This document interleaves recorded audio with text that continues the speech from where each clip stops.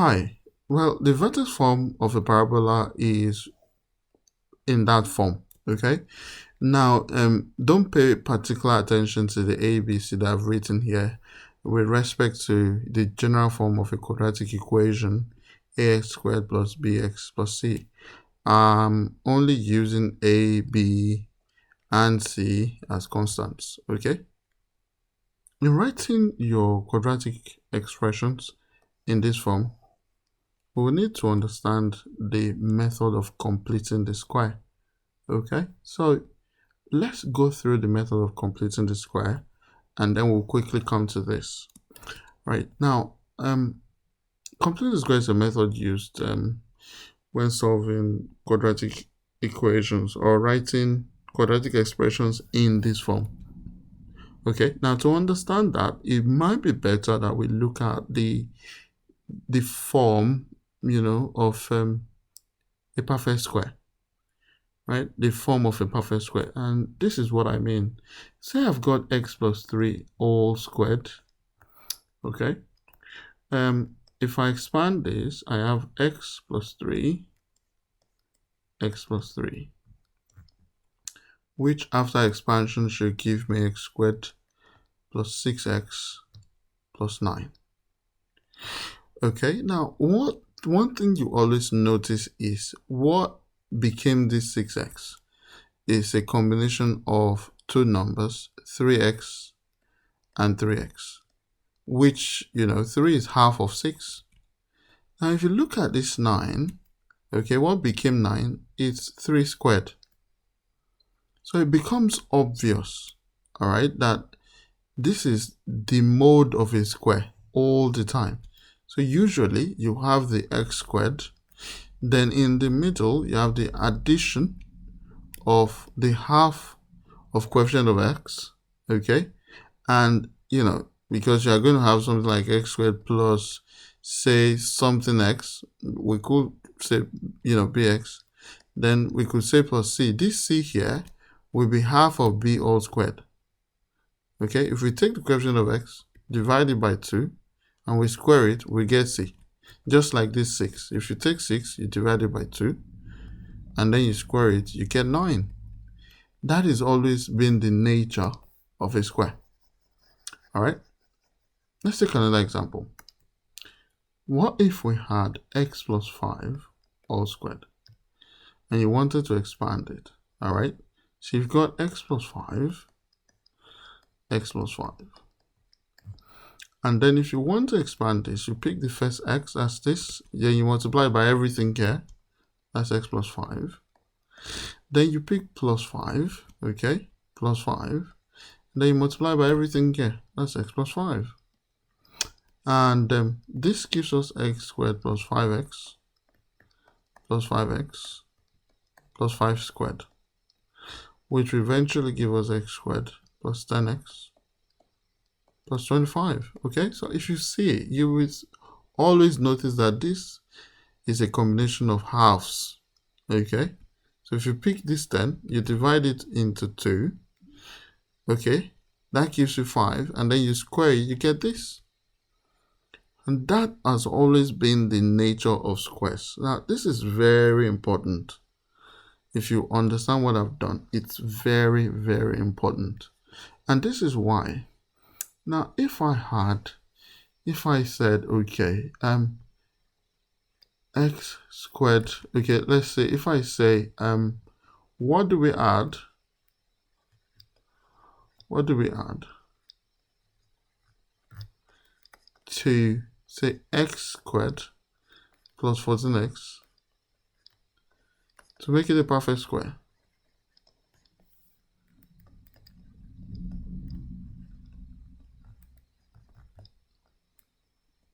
So what if I ask that? What will be your response? Yeah, I'm sure the answer will be 49. And why is that? Because if you have x squared plus 14x, to get what I'm adding it to here, I pick 14, right? I divide it by 2, and then I square it. And that will give me 7 squared, which is 49. Okay, so this is plus 7 squared. All All right, so this will give me x squared plus 14x plus 49. Another way to write this would then be you pick one of these x's, then you pick one of these 7's, and then you square it. That's another way to write it. So this is a perfect square. Okay? I could ask you another one. I could say you've got x plus, I don't know, say 16x. And I say, what do we add to this to make it a perfect square? And the answer will be 64. Is it not? Because if you pick 16 and you half it, you get 8. And then you square that, it gives you 64. Alright? Which means you can rewrite this as, oh sorry, this is a square, pardon me. So you can write this as x plus 8 all squared. Okay, hopefully that is understood. If there is no confusion there, what if I then ask this? Alright? Let me still put this in focus. What if I ask x squared plus 16x plus 5?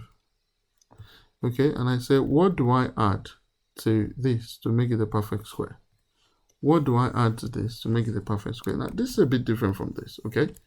But you use the exact same method. So this is what you do. Forget about 5 first, and note that to make this a perfect square, you needed to add 64. Remember, how do we get that? You pick 16, divide it by 2, and then square it. That gives you 8 squared, which is 64.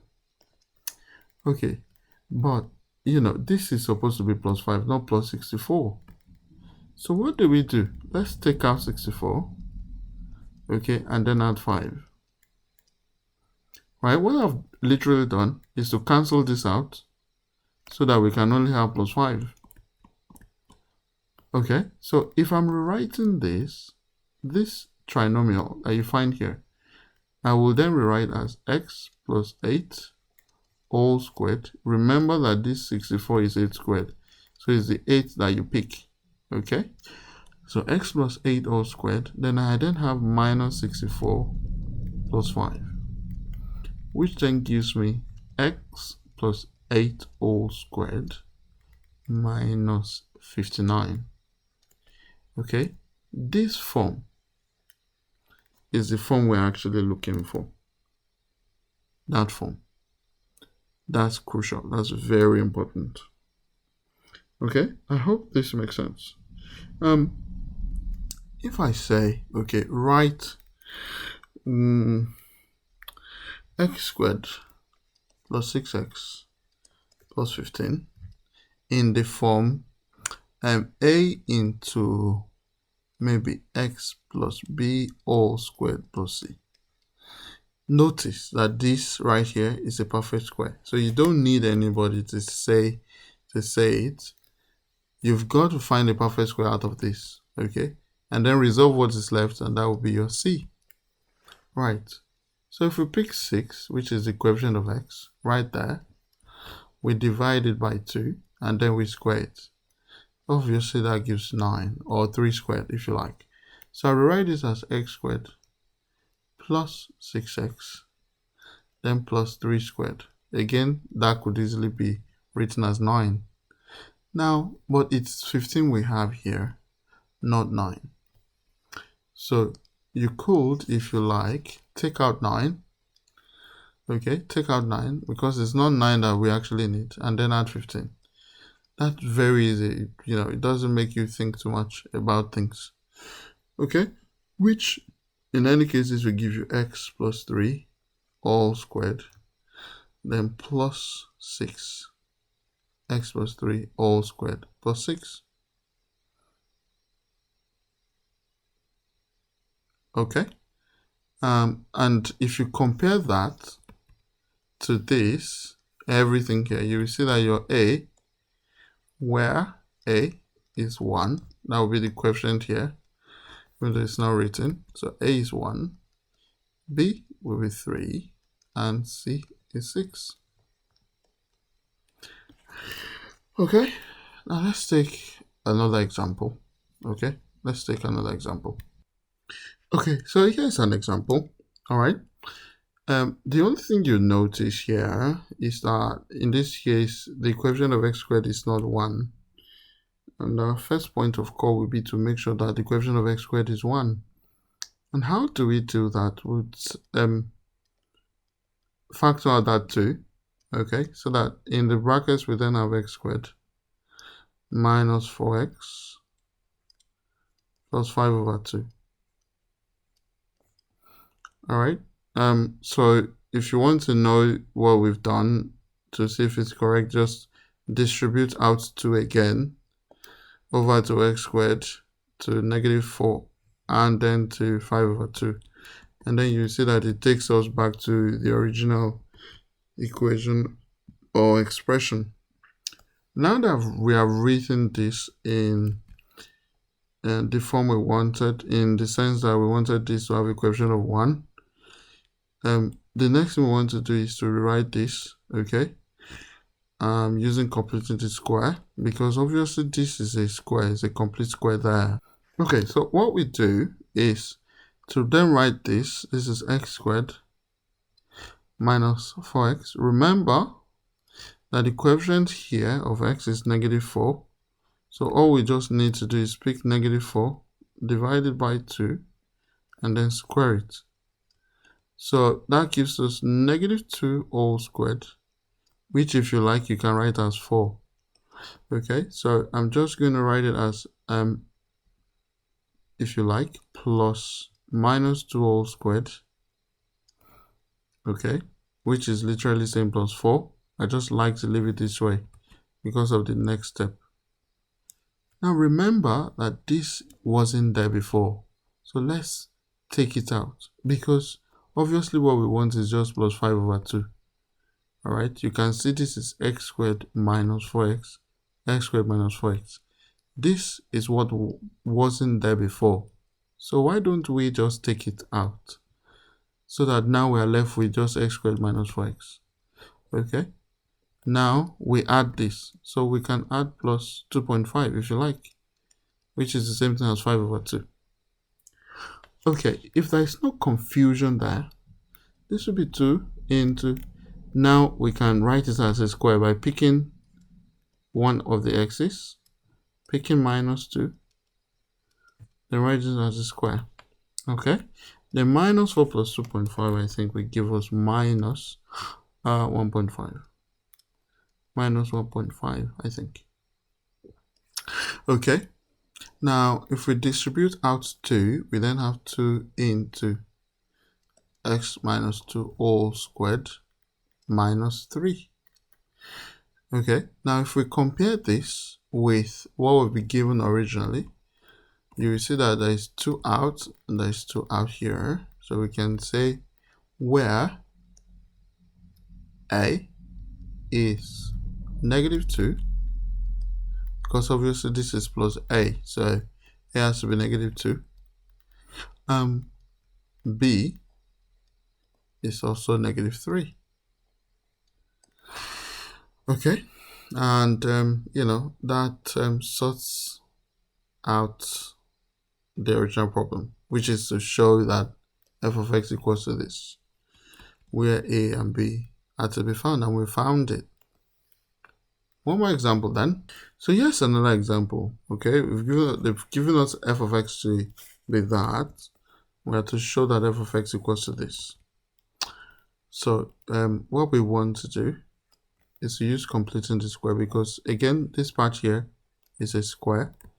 So we're going to use completing the square. All right.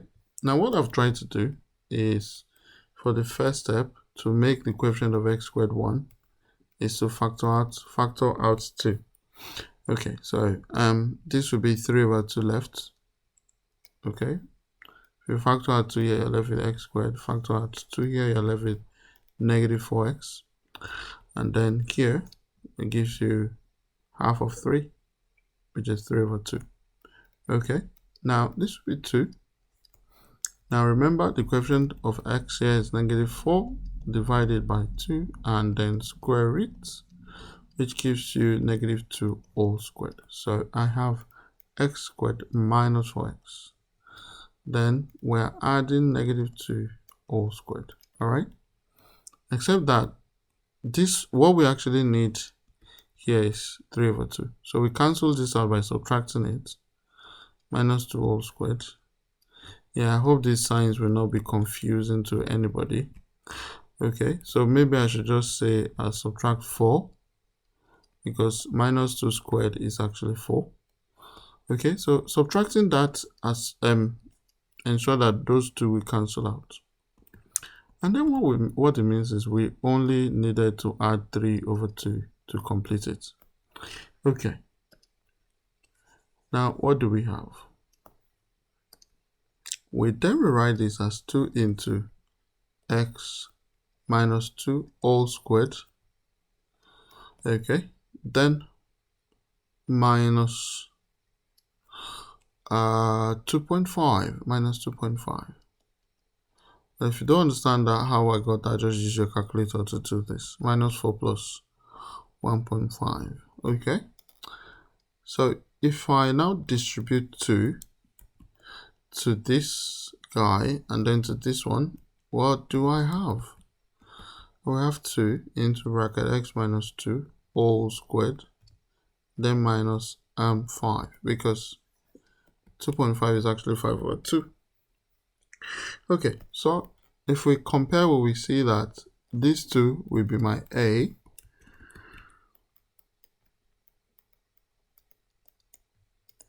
B will be negative 2, it's right there, and C is negative 5. Okay, all right, see you next time. Bye.